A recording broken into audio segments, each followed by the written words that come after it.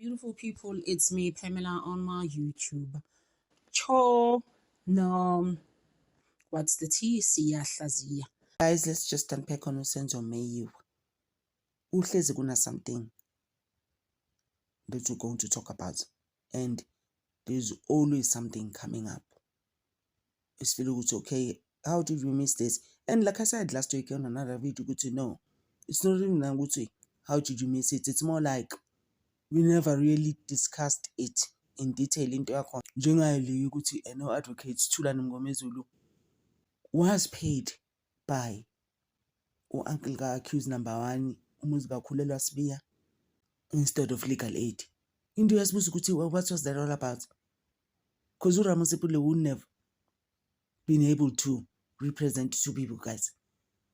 Accused number 2 alo representer to this day Bongani Ntanzi kanye no accused number 1 umuzi Sibiya.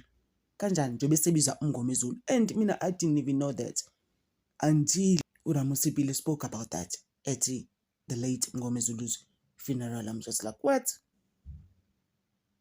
And then advocate Sipho Ramasipile is like, yeah, that's the truth, that's how we've known each other for years, but it's just like lalela. At the end of the day, you good, you like one of the best. Nangu accused number 1 Mbambele. And he continued advocate Thulani Mngomezulu to represent to accused and defend him accused number 1 without legal aid paying him until Salinda ukuthi kube kamuzi uncle athi I know I will pay, to a point where uncle kamuzi got tired of it, and especially njoba sefuthi sekufika nomnisi, he was like nami phela angisakhoni, to be honest with you. It was announced in court ukuthi no, actually uncle guys vele there was no way he was going to be able to be paying uMngomezulu ngoba imalini uyayizwa leyo nto le, crazy things like that. Ungazi ukuthi what was the problem with legal aid and advocate Mngomezulu, you know. And lento leyo ukuthi advocate Thulani Mngomezulu wasn't defended by the defense as well around into ye legal aid not paying him. Uyabona ukuthi nabo they will remain blamed forever for that, because they never even told the state that's not right, this guy has to be paid. We're not even saying those things, we only see them now. And nakhona says little bani unjabulo lo umntwana ka the real mastermind, or should I say by duo together in exposing what is happening in that court, a trial ka Senzo Mayu. It's like, hey bo, all these things are shady and we didn't even realize them. We were just like, no, it's fine. But there was a point where we were also saying as Umzansi, oh no, we can actually pay for accused number 1. We didn't mind. Like how also it was out there, Voice of the Voiceless was talking about it. Voice of the Voiceless is this lady, Sisiga accused number 4 in Senzo Mayu case. She was talking about it. So I know on Facebook, there are lives there. There are people who are willing to pay for Intozokeza Zuntanzi, for them to take care of them basically inside prison and all of that, and his brother. We were able to. And then I know if you wanna pay, you can come to Facebook. Also, there's groups there. You can be able to pay. That thing went on. And Nama didn't really think about it that much. It is just like it's there, you know. And I once announced about it as well last year. Which I know if you can help, Sizala, you can help. Ubanbani, this is what, because now also the people now basebedlala ngalezo zinto sebecabanga ukuthi manje bangenza uqhophololo around lento ukuthi there is a certain group that is helping uMngomezulu and is helping the accused inside jail ukuthi bakwazi ukuthola into zokugeza and all of that, and be taken care of basically inside prison, you know. Wow, I didn't realize ukuthi it's actually serious lento uMngomezulu not being paid by legal aid, and and what's the problem in paying him? All 4 of them, the other ones were paid. There's no problem, but uMngomezulu can't be paid. Sifike nini lapho? Ukuyibona le nto leyo, we never realized ukuthi it was that serious. Only now you can see ukuthi hayi man, kwakukuningi around uMngomezulu, because uMngomezulu was exposing people and he had already started doing so. Engashukaguthi lutho. Esho lento yakhe is one line ukuthi no my lord, mina ngizobiza isangoma.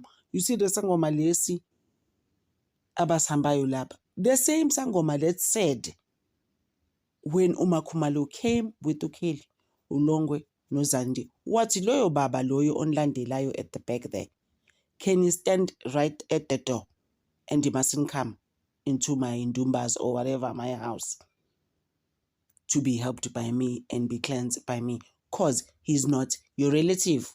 Angithi nina you are related, all 3 of you. Loyo angimfuni la. 2 wathi uNtomzodo uMakaKelly Khumalo, no ngiyacela bandla ukuthi nayo umsize, bandla umgeze and all of that. uLongwe went to that sangoma 2 times kahle at the most. 3rd time bathwaqhamuka nezitori zokuthi no, imoto adebule kubhuti wakhe, he doesn't have a car. The reason why isangoma samjikisa uLongwe was angimfuni loyo to come into my house cause uhamba nomuntu osanda ukushona. What does it mean to you? Kusho ukuthini lokho? I don't want that person because he is surrounded by someone who has just passed on. Kwenzakalani guys? Igazi likaSezulu kuLongwe yini?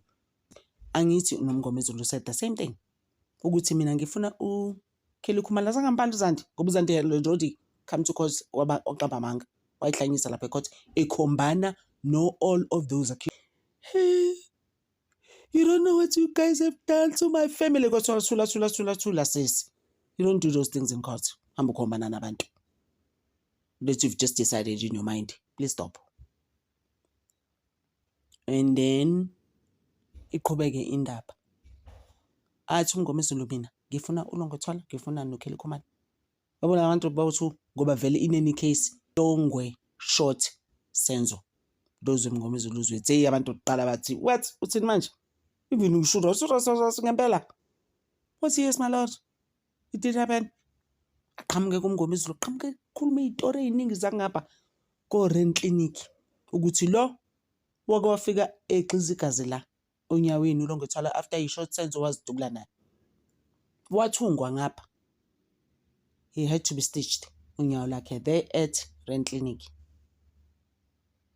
Hey sasebo uthini manje uMngomezulu, even you hey sasicela uyiqaqele indaba usifuna ukizwa kahle esiningi you all ears. Uyabona guys ukuthi kunobuqhophololo omngakanani kule case kuningi, it is a lot. Actually uMngomezulu wasn't paid here by legal aid. We had to move on from that. I was still saying ke ukuthi uMngomezulu did mention ke ukuthi which people does he want to see coming to court. One of them was Kelly Khumalo, benolongwe. Azazambali uNtomzodo uMakaKelly, azazambali uZandile Khumalo. Like I'm saying ukuthi to him uZandile Khumalo was like lo muntu vele namanga. I've seen him in court. Futhi that was before uMngomezulu came to defend to accuse number 1. I'm sure he was like ngizokwenza ngalo muntu ukubona leyo nto le. And then he also mentioned ukuthi if my lord in natural science must prove us right, then ngizoyenza ne-natural science. uRose was like, how? URatha couldn't believe it. And uRatha even gave an example of another case that happened in the 70s where natural science was used. When uMngomezulu said, isangoma says, uRatha sangamphikisa. I was like, okay, we understand. All those things now won't happen when uMngomezulu was to expose abantu. I'm not even wanting to go there right now. I'm just like, we're going to park it there. One of the 10 reasons was it because he was going to Klambalaza people and expose them. What was the problem? Sifike ngizoma nje kuleli lokuthi ene yindaba illegal aid ingakwazi umkhokhela uMngomezulu. Phela. Sicela ukwazi would like to know ukuthi uMngomezulu why wasn't he paid. Nje from the word go la ngale kunywe story of enganekwane. Phela we just want to know ukuthi why engakhokhelwa lo baba abantu. So kubhlungu guys to hear ukuthi uMngomezulu have an outstanding invoice legal aid but thakazi bazibayibhadala. Azohamba uMngomezulu. How heartbreaking is that? Ibhlungana nje le nto. What's that though? What's going on there with legal aid and uMngomezulu? Did they see him as a threat? Did they see ukuthi lo ngathi uzosithatha assist kwamanye ama-directions that are actually not needed in this case? We can't be paying this guy. Who is this guy? Kuba la lot umuntu mesebuza ukuthi ayibo uba wena ngenaphi? Ukuthi uMngomezulu deserved that money though. Uyayibona, until umaluma athi no, actually I don't mind it. I will pay the guy. Ngoba umshana wami honestly akamazi usenzo meyo futhi akazazi ambona. The families know, guys. This is why I'm telling you, you keeping them there until when those are accused about 5 state imali engakaso ithathapi yabantu abasejele for almost 6 years now. Bengenzile lutho. Kube kuthiwa uNtanzi wayeshushumbisa ibhamu but uNtanzi uyasebenza emsebenzini. Kusho ukuthi phela wayethapho best inside prison, telling people ngaphandle ukuthi okay nazi ibhamu kuphi mina actually ngidayisa. Actually I'm one of the biggest capitalized in 24-25 at the time uNtanzi. Just imagine guys. Yabona le case actually yasenzo meyo. I think it's like the worst case engike ngayibona eSouth Africa kungakaze kutholakala justice, but it's a high profile case but it's not treated as such. You ask yourself how is it a high profile case but nje anikwazi nje ukukhuluma iqiniso? That's the first start phela lapho. So this is uzoboshwa abantu efanele baboshwe. Like I've been saying for almost 2 years ukuthi akuthathwe abantu basendlini bavalelwe ejele. At the third day they will sing like canaries. What's hard? Where bedonsana inside the jail. 6 people who were in the house, they'll be like, wena. It is you. It's not even hard. But that hasn't been done. Uyazibuza every time ukuthi why. Ngoba thana as a judge nje angasho ukuthi hayi soka akaze lo khele khumalo. Actually we tired.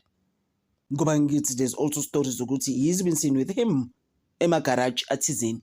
Hayibo asifuni kuya lapho manje. We're not about that right now. Cause vele it was clear ukuthi uMngomezulu was going to expose people. He has said it so many times. He gave us many narratives. Where did you get this information? It is so authentic and legit for days. It's like uyithathapi. And you safuna uyazi le information. Kunabantu khona nabantu abahamba ama-rent clinic going to be stitched there ebusuku. Hey, and it's like in the movies, guys. It's like manje ulongo ngathi wahamba vele ephisa isibhamu uzongistitcha manje. And you won't be able to talk to this day. Ngoba uMngomezulu even came up with another story sokuthi receptionist yalapho is in hiding. Hey guys, siningi indaba zase-rent clinic ke khohlwa. Even the person owamstitcha ulongo thala kasekho emhlabeni. Phela ungakhohlwa ukuthi wonke ama witnesses ka Bhuti lo, the ones that he created, Brigadier Kininda, are no more. Sicina lapho guys. Thank you so much for always watching my channel and supporting this channel. I appreciate you. Ngithanda over.